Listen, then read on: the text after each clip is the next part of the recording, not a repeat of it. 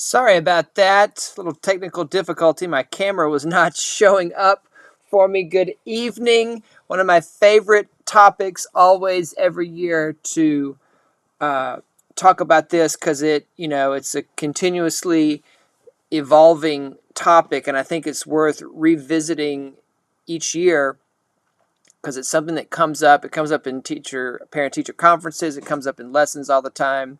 you know. And I see some parents struggle with this, not all, but some.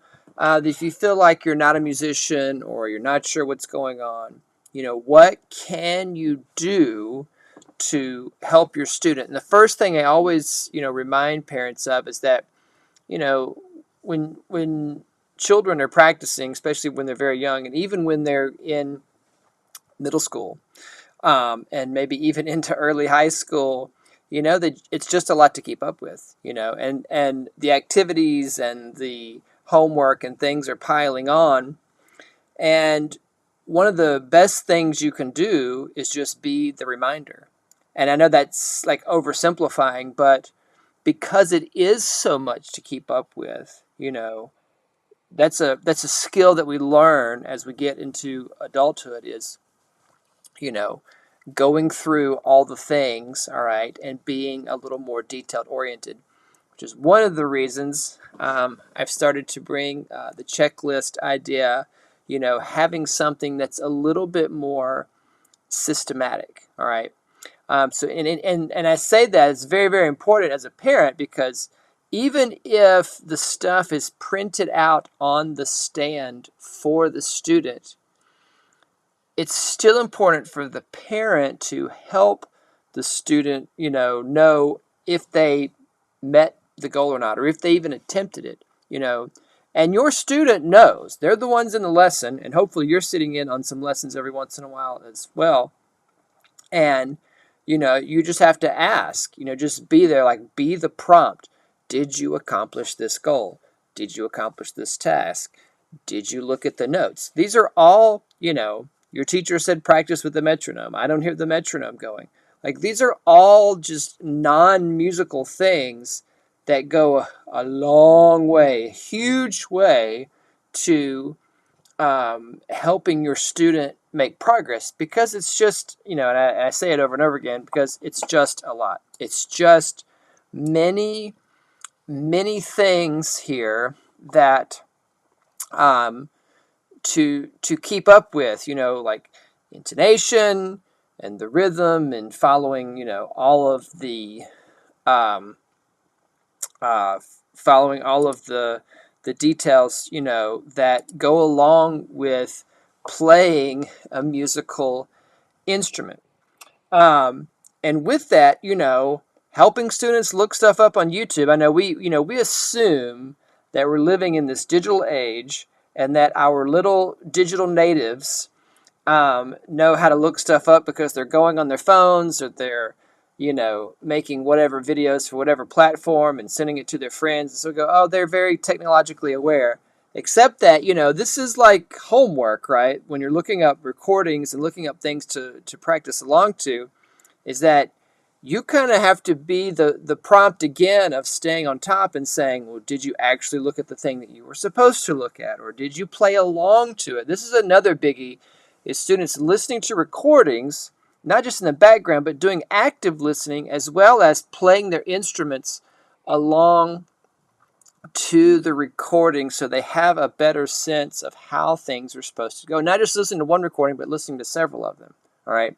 And so a lot of this is just being the prompter, being the reminder, asking them, did you do this thing? What's on the list? Did you get the metronome out? Did you get the recording out? Did you go listen to the specific recording that your teacher asked you about? Because it's real easy to gloss over all this stuff and go, oh yeah, I did it, right? Because, and I guess maybe the one thing that where there's a breakdown if parents are not feeling musically confident is, they play through it and they did all the things, but was the quality of the output, right, what it was supposed to be? Yeah. And, that's where I guess parents who feel not sure about what the sound is supposed to be, but I mean, you can kind of tell, if you're sometimes sitting in the lesson, or sometimes, listening along to the recordings with your student that you reminded them to listen to, you're going to start to gain a better idea of what things are supposed to sound like, I think. And so some of this, is just participating more in the listening. I think that's a big part of it. And then some of it is you do have to trust your student. We are trying to raise them to be independent. And so I think it's okay every once in a while to put it on them. If they say, yes, this is the way it's supposed to sound, and I did it, then, if that's where you have to leave it, and they say they're done and you need to trust them, well, then that's, then if it wasn't actually done, then you learn the next week and you move on from there.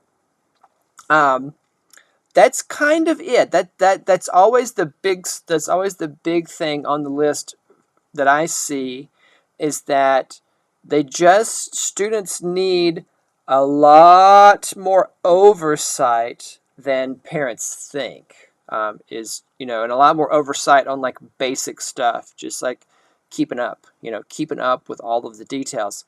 Now, some parents don't want to put that kind of oversight on, music, because they want music to be, or cello, they want cello or music, whatever, to be a different kind of outlet for their student.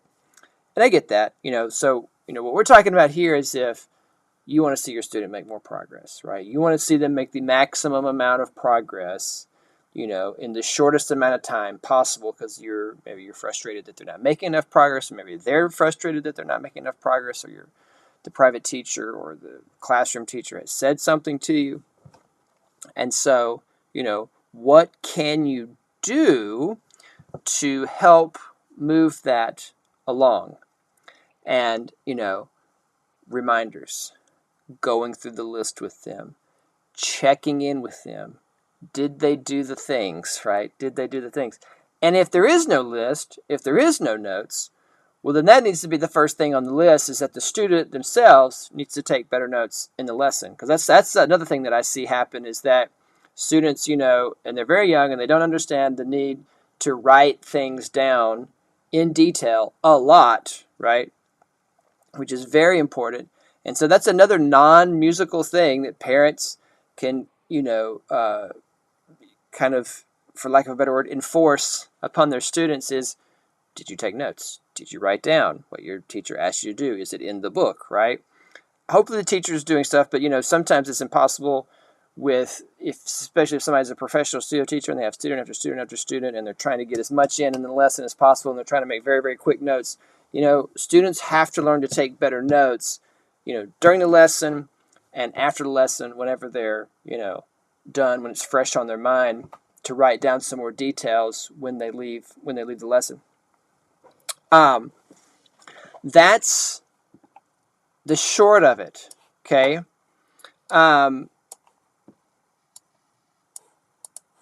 That I think is, so important, that parents just be there to help guide them in some just basic general learning stuff. And it's really, really powerful. And I think maybe the last thing I'll say is that it does seem so basic, right?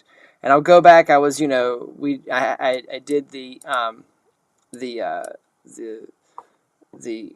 checklist challenge there a few weeks ago, because I read this great book this summer, Checklist Manifesto, and it's part of the book, part of the manifesto of the book, is that all these things that we do, we feel like, well, we're just going to remember to do them because they're all so important, right? And yet, that's not the reality. The reality is that stuff gets forgotten. And you think there's these big bullet points, and why do you need a checklist for such big bullet points, like, in the case of cello, bow hold, posture, all these basic things that, yeah, you say it in the lesson, but then when, especially for a young child, and even for an adult, but for a young child, a student, is, did they actually achieve the thing to the level that the teacher is asking? Did they play through an entire piece with a great bow hold? Did they play through an entire piece with all the rhythm intact? Like looking at that one singular thing, check, yes, I did play with the correct rhythm all the way through the piece, or no, I did not. I need to go back. I need to work on that. Okay. That kind of like stuff, just systematic, gets skipped all the time, and it is the biggest hindrance to progress. Yes, it is the absolute biggest hindrance to progress. And so all these musical things, and I know they're very checklist type things. It's like, well, does that have anything to do with music? Well, no, abiding by a checklist is not a very musical idea, but it is going to get us to where we are playing more music, all right, in the future, because we're making more progress and are able to talk about more musical things in the lesson. Okay, so I know parents don't want to be overlords all the time. I know I have children. I have a 10-year-old. He's playing piano and playing violin and doing so many things, and we have to be the overlords for so much of their life to help them be responsible. And then we think, oh, it's just music or it's just art. I don't want to be the enforcer there. Well, I guess that's part of the parent. What's the word I'm looking for? You have to decide. You have to decide if you want your student to make a lot more progress or continue the status quo there, because they need a lot of reminders and a lot of oversight. It is a level of detail that they just have not yet learned to keep up with, all right? And really won't learn to keep up with until maybe, hopefully by high school, maybe the middle of high school, okay, is what we're looking at. I think anybody through middle school age needs lots of parental reminders, checking in. Hey, what's going on? How we doing? Did we do the thing? All right. All this sort of non-musical learning, just keeping up, being responsible, being a responsible student. Okay. So anything that you would do to help your student just be a more responsible student in any other walk of learning or life, apply it to cello. Apply it to cello, and they will make so much more progress. All right. And just feel confident in those, if you don't feel confident in talking about the specific musical, oral stuff, feel confident in talking about some of these other things, because it will help your student greatly. Okay? Take it from me. You have permission from me to do these things. Feel empowered, parents. Okay? Feel empowered. Okay? All right. You know more about life. You know more about learning than they do. Don't excuse that. Don't flush that out the door just because it's cello and it's music. Okay. All right. There's still a lot of basic learning stuff that goes on. All right. Thank you for all you do out there, parents. All right, to support your students. Thank you for bringing them to the channel. Thank you for coming to the channel and watching this video. We're going to have another Q&A tomorrow, so if you missed this when you're watching on the replay, and I'm sorry about the little glitch there at the beginning. Whoops. Hopefully you found your way here. I'll make sure I get that corrected with the title and all that stuff. But I will be here tomorrow for another Q&A. We're going to talk about our gear tomorrow, outfitting our cello battle station here for the fall. All right, and then we're going to talk about, because we had a great question in one of the sessions this morning, talking about stage fright. We're going to have Miss Julia Sakharova, Orchestra Iowa concertmaster, on here to talk about nerves and stage fright, because she's a great resource for that. All right, some more live streams coming tomorrow, and many more things coming to the channel. Thank you.